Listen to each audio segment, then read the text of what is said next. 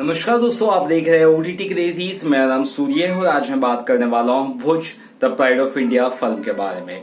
ये फिल्म अगर थिएटर में रिलीज होती तो किस तरह से कलेक्शंस करती, ये सीरीज मैंने स्टार्ट की है और बड़ी बड़ी फिल्मों के स्पेशल कलेक्शंस मैं बताने वाला हूं या कितना ये कमाई कर सकती थी अगर थिएटर्स में आती तो यहाँ पर ओटीटी पर फिल्में आती है तो इसका बस तुरंत ही खत्म हो जाता है। जिस दिन फिल्म रिलीज होती है उसी दिन लोग देख लेते हैं तो उसके कलेक्शंस कुछ पता नहीं चलते, बजट कुछ पता नहीं चलती है। तो इसीलिए उन सब चीजों के लिए बहुत लोगों को बहुत सी चीजें नहीं पता होती, उसके लिए मैं ये नई सीरीज यहाँ पर स्टार्ट किया है जहां पे मैं बड़ी बड़ी फिल्में जिसकी लोग डिमांड करते हैं कि इसका बजट कितना है, कलेक्शंस कितना है या क्या हो सकता था थिएटर में आती तो उससे रिलेटेड कुछ वीडियोस बनाऊंगा और आपको जानकारी दूंगा उन फिल्मों की, स्पेशली हफ्ते भर तक की तो कम से कम मैं जानकारी दूंगा।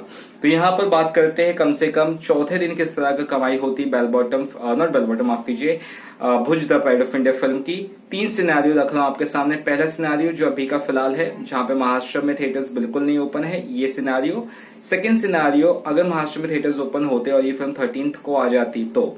तीसरा अगर कोरोना नहीं होता और नॉर्मल सिनेरियो होता पहले जैसा तब फिल्म आती तो सबसे वो सिनेरियो की बात करता हूं। फर्स्ट डे कलेक्शंस जो होता वो लगभग 5 करोड़ के आसपास होता, 5-7 करोड़।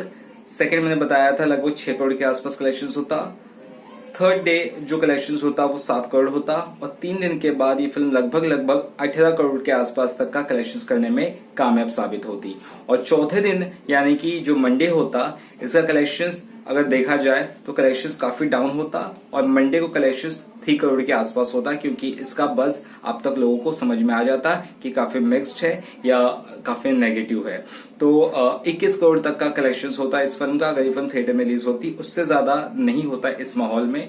और अगर महाराष्ट्र में थिएटर्स ओपन होते तो उस लॉजिक के हिसाब से ये पहले दिन फिल्म 9 से 10 करोड़ कमाती, दूसरे दिन 8 करोड़ के आसपास, तीसरे दिन ये फिल्म 9 करोड़ के आसपास कमाती और 3 दिन में 26 करोड़ हो जाते और चौथे दिन में इस फिल्म ने ये फिल्म लगभग 4 करोड़ ही कमा पाती महाराष्ट्र में थिएटर्स ओपन होते तो और टोटल इसका 30 करोड़ होता।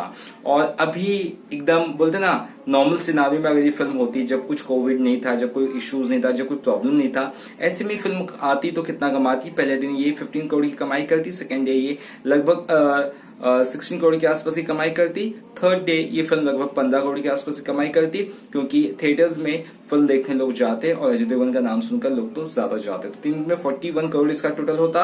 चौथे दिन में कलेक्शंस काफी ड्रॉप होते और ये 6 करोड़ के आसपास कलेक्शन जाकर होते चौथे दिन यानी कि मंडे को और टोटल कलेक्शंस का 47 करोड़ तक होता यानी लगभग 50 करोड़ के आसपास। तो तीनों सिनारियो में मैंने बता दिया टोटल। और चौथे दिन का जो मंडे का रिस्पॉन्स होता 3 करोड़, 4 करोड़ और 6 करोड़ के हिसाब से होता तीनों सिनारियों में। तो फिलहाल आपको ये कलेक्शन फिगर कैसे लगे? जो सबसे वो सिनारियो में 21 करोड़ होते, महाराष्ट्र पकड़ के 30 करोड़ होते और नॉर्मल सिनारियो में 47 करोड़ होते 4 दिन के। जरूर बताइएगा। वीडियो अच्छा लगा तो चैनल को सब्सक्राइब करना ना भूलेगा और उम्मीद करते हैं कि अजय देवगन की जो भी फिल्में आगे आए वो एटलीस्ट थिएटर में रिलीज हुए ताकि हेटर्स को जवाब देना ज्यादा इजी पड़े और ये जो कलेक्शन फिगर्स हो, ये जो अंदाजे वाले हैं, ये सच में ओरिजिनल फिगर हो तो और ज्यादा मजा आएगा बताने में। चलिए फिलहाल कहते हैं दोस्तों, वीडियो अच्छा लगे चैनल को सब्सक्राइब करना ना भूलेगा।